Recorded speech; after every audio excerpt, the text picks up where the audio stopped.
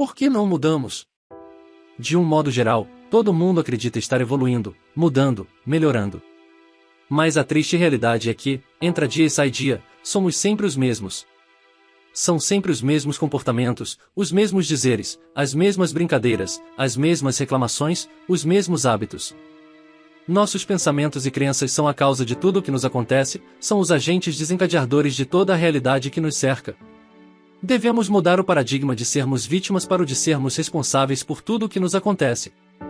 O processo do autoconhecimento é lento. As barreiras que nos separam da verdade vão sendo derrubadas gradualmente, e só então podemos perceber diretamente a responsabilidade que temos sobre nós mesmos. Não é um caminho fácil. Compreender as dificuldades da vida como lições a serem aprendidas é um enfoque diferente, é uma mudança de paradigma. Não mudamos porque buscamos em livros, palestras, doutrinas, seminários ou cultos apenas a confirmação de nossas crenças. Não nos abrimos ao novo, ao que, na realidade, a vida tenta nos passar, mostrar, ensinar. Nossas crenças nos levaram até onde estamos. Para seguirmos adiante, precisamos quebrar os paradigmas atuais.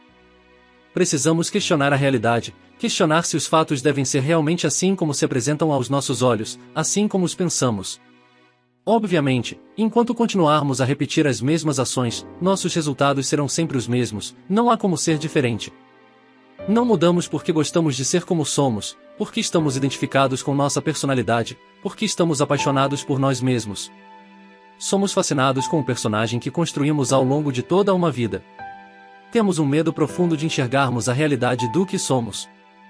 Nossa forma de ser, nosso comportamento, nossos pensamentos, estão tomados por mecanismos de defesa, adquiridos por meio de experiências, sofrimentos e dores vivenciados ao longo de nossa existência.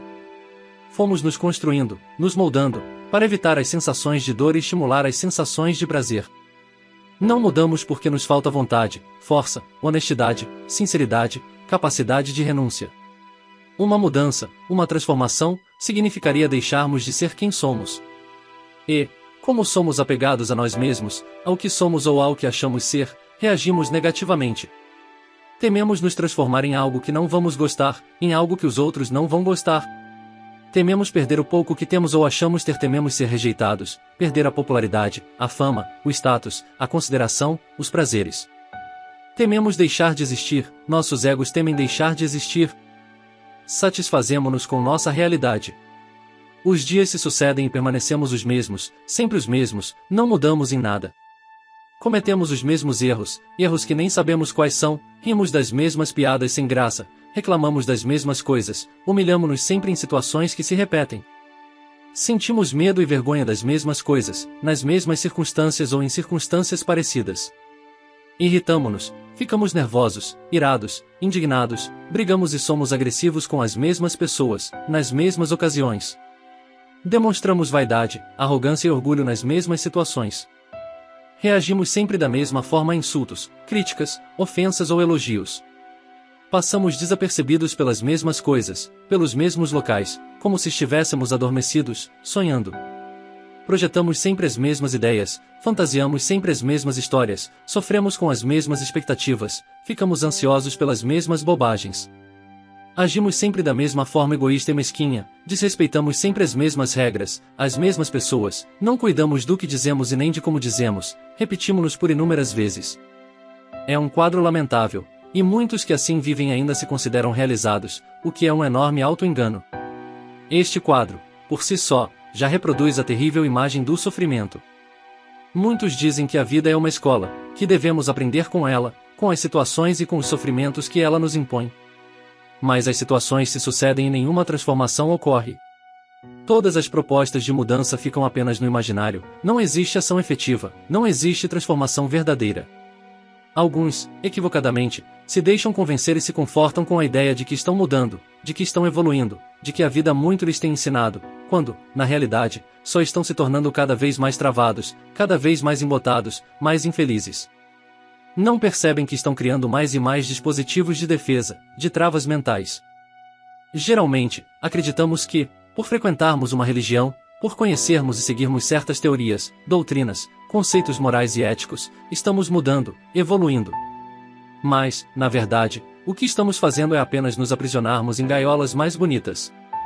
Não mudamos porque nos autodefinimos, não mudamos por atribuirmos rótulos atraentes a nós mesmos, por nos fascinarmos com esses rótulos, que nos levam à autoadoração, o que impede-nos de enxergar a realidade e de nos transformarmos verdadeiramente. Por exemplo, se nos definimos, antecipadamente, como pessoas calmas, pacientes, tolerantes, serenas, tranquilos, estamos dificultando a nossa observação, o exercício do autoconhecimento, que nos permitiria detectar a nossa intranquilidade, a nossa falta de serenidade, nossas irritações, medos, ansiedade, expectativas e esperanças. Sem esta percepção, passamos a arrumar uma série de justificativas, desculpas, explicações para as nossas faltas. E com um agravante, além das faltas anteriores, agora nos falta também aceitação, honestidade, sinceridade, força. Somos enganados pela autoimagem, pelo amor próprio. Ficamos facilmente fascinados com nossos personagens. Caímos no auto-engano.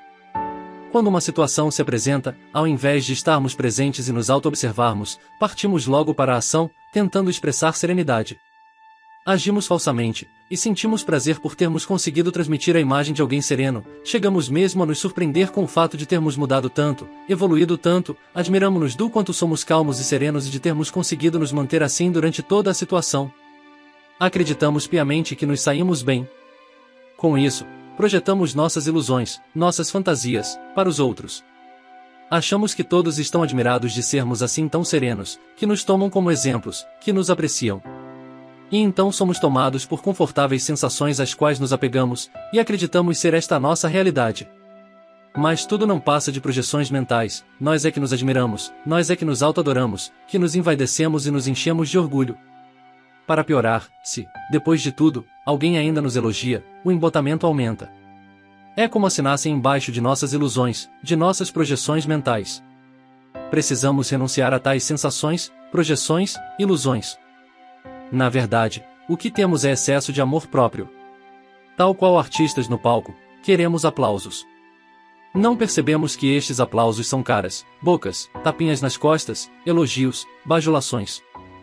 Precisamos expandir esses exemplos, precisamos explorá-los e compreendê-los, precisamos meditar muito, rogar a essa divindade interior maravilhosa, a nossa Mãe Divina, ao nosso Pai interno, que nos livre do auto-engano, da ilusão, e nos mostre a verdade.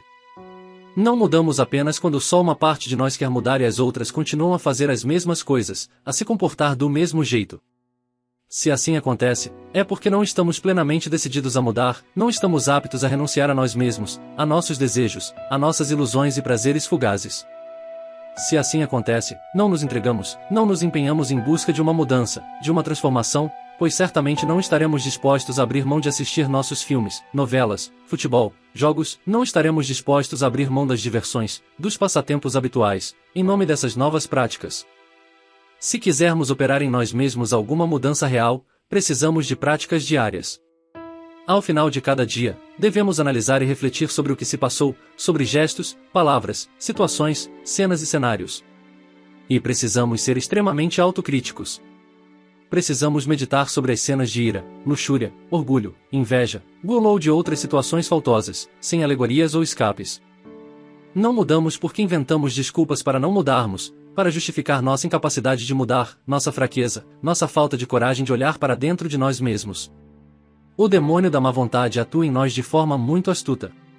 Algumas linhas religiosas ou filosóficas retratam o homem como um ser essencialmente bom, outras como um ser essencialmente mau. Se o homem é essencialmente bom ou mau, não vem ao caso agora.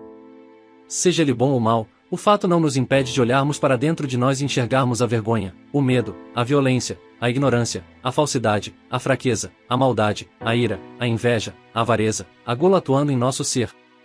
Conceituar a essência do homem como boa ou má é só uma ideia que nos limita muito, como qualquer outra ideia, conceito, preconceito, definição ou autodefinição. O medo, o sofrimento, a vergonha, o orgulho, a ira, a ansiedade, a gula, a inveja são os mesmos, seja para que acreditam que o homem é essencialmente ruim ou para os que acreditam que o homem é essencialmente bom, seja para os cristãos, budistas, maometanos, hinduístas, seja para os brancos, pretos, morenos, amarelos, vermelhos. O objeto desses sentimentos indesejáveis pode mudar, mas isso não muda nada. Apontamos erros e defeitos naqueles que nos cercam e não nos damos conta da lei da atração, não nos damos conta das projeções. Aquilo que poderia ser uma ótima oportunidade de autoconhecimento passa a servir apenas para alimentar ainda mais a nossa vaidade, nossa autoadoração, nosso amor próprio.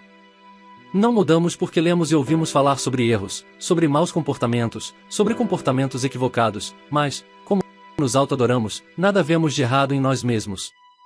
Voltamos os olhares críticos somente para os outros, e com esse olhar julgamos e censuramos os que vivem ao nosso redor.